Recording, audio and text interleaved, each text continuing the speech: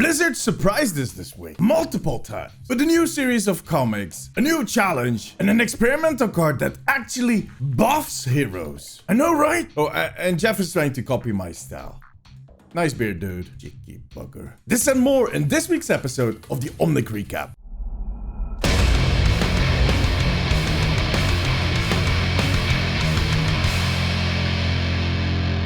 Welcome to the Omnic Recap. I am D from the Omnic Post, and every Sunday we look back at what happened this week in Overwatch. Make sure to subscribe if you want to see all of my future videos, and help me out by giving this video a thumbs up. Last week, Blizzard finally revealed this year's All-Star skins, and the community was ecstatic.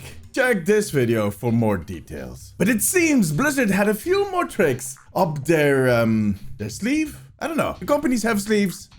Anyways, on Monday, Blizzard announced a new partnership with Dark Horse Comics. Both companies will be releasing a new series of 5 comics about Tracer. And they promised us a new episode every single month. The first chapter was released the same day, and it focuses on the restlessness that Tracer experienced after they disbanded Overwatch. She tries to be useful by helping out people in her hometown till she meets a really special thief. I'm not going to spoil the whole comic, but it is a nice insight on the situation in Kings Row. Make sure to check it out. I'll leave a link in the description. And as I said, more will be coming. Question is, where and when will this series end? Some seem to think that this series was meant to be a build-up towards the release of Overwatch 2. Much like Blizzard is doing these animated shorts for the release of Warcraft, well, the expansion for Warcraft. Now we would see a chapter being released around BlizzCon somewhere, where they would be announcing the beta, and 3 months later, just in time to make chapter 5 the actual release of Overwatch 2.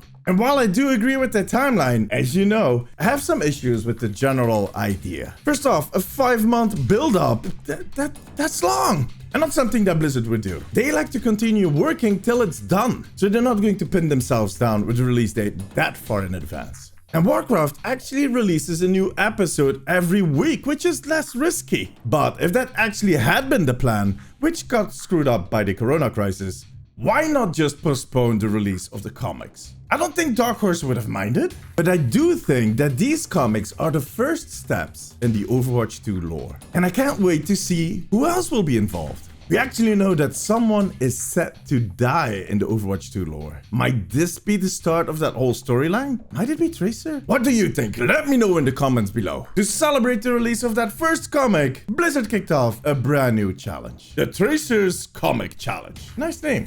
Must have taken a lot of meetings to finally get to a name that beautiful. By winning 3, 6, and 9 games in competitive, quick play, and the arcade, you unlock an icon sprays and an epic skin for Tracer. As with all epics, this skin does not really change a lot in her shape, but it's more of a recolor. An interesting one though. They changed her hair color to white. They have a thing with white hair color now. And the costume contains pages of the actual comic. What? They're breaking the 4th wall. Or is it the 5th? They're breaking a wall. And while it's just an epic, a lot of people seem to like it. I did a poll on the Omnic Post. Yeah, I know. Big surprise. Asking my followers if they liked the skin. And 83% said, hell yeah. And I do kind of agree. Whee! Too bad I never played Tracer. Rubbish. Yeah, sorry. In case that skin, the icon, and the sprays are not enough for you, cheeky, there is some other stuff you can unlock. Oh. If you watch any Overwatch streamer on Twitch this week, you'll earn an extra set of sprays that are kind of special. If Tracer puts down any of these sprays, she'll read out the text that is on the spray. Pretty cool, right? I like it when they do stuff like that with cosmetics. They should do it more. More.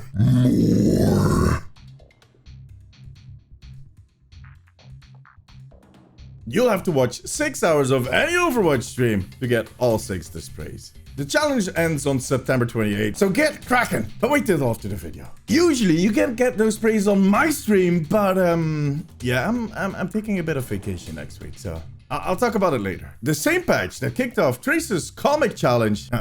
Really, seriously, nobody had another idea for that name. Nobody in the whole room. Fine. That same patch also included some other changes. One important one is that the lever penalty in competitive will be more severe. Yeah, nobody knows what they mean with severe. We just know that you'll get locked out of the season a little easier. I am kind of worried. With the state of the servers as of late, some people might just disconnect and see themselves locked out for the season. And it's not their own fault, it's the system that is basically kicking them out. In my opinion, as long as they cannot guarantee a somewhat stable environment and they can see a distinction between someone leaving and someone disconnecting, severe punishments might not be the best idea. But hey, maybe that's just me. Blizzard also launched a special offer. I'm doing a lot of these this week. Currently, you can buy a pack of 5 loot boxes and 1 extra legendary loot box for just $5. That legendary loot box guarantees you 1 legendary skin. Do note that you can only buy 1 of these packs. That's 2. Do note that you can only buy 1 of these packs per account. And in countries where you can buy loot boxes. So not Belgium. While I'm clearly still upset that my government does not allow me to buy loot boxes, I am quite done with loot boxes in general. Every single loot box is just a tiny piece of disappointment. Actually, I wouldn't mind if they just started selling the skins. They're doing it with the Overwatch League skins, so I buy some coins and I get myself a skin. At least till we get a new system in Overwatch 2, whatever that will be. We'll see. On Friday, we got another surprise. A brand new experimental card. And this time around, most of the changes were buffs. The only hero that took a hit was Ashe. Her dynamite's explosion damage was taken down quite a bit. But about those buffs, Baptiste will now get his ultimate a little quicker. If only the team would just stand on the correct side of that ultimate and use it. Marissa got more armor and the speed on her projectiles was increased considerably. To be honest, I think she might be viable again. No, I'm pretty sure she will. Welcome back, Sloth. Orisa. Roadhog now pulls targets half a meter closer with his hook. I guess he just needs a hug. It's been really difficult for him too. Why won't nobody give him a hug? But the most interesting change is for McCree. First off, the stun on his flashbang is 0.1 seconds longer. And he can now do his combat roll in mid-air. What? And the distance on that roll was increased by 20%. Isn't he a bit old to become a gymnast? Someone in my stream actually said that they're trying to make him into Sonic, which was a good idea. So we tried it. Kobe from Overwatch Planet actually made a workshop mode where he put the cooldown for that combat roll on 0. And this is what happened.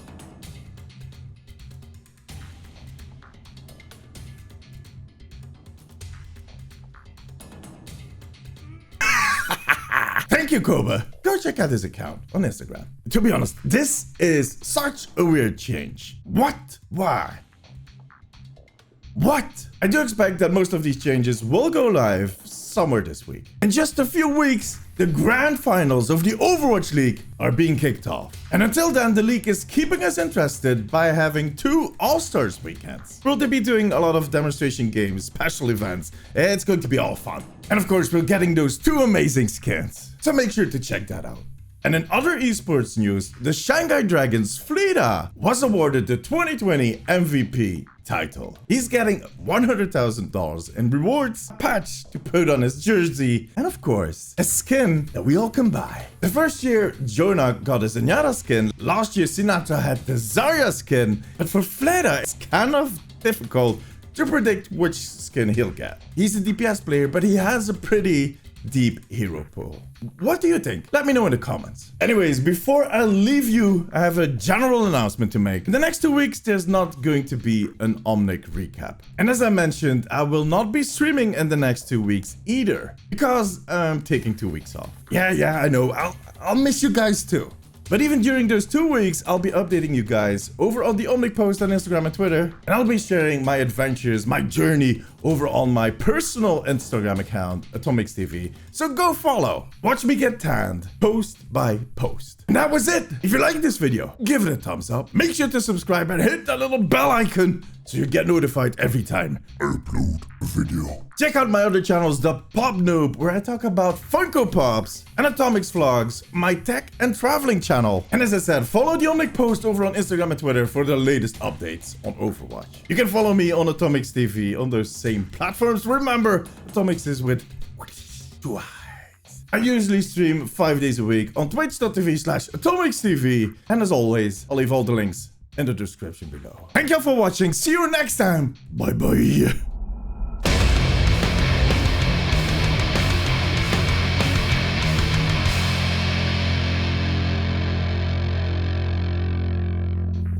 I actually cut my head shaving.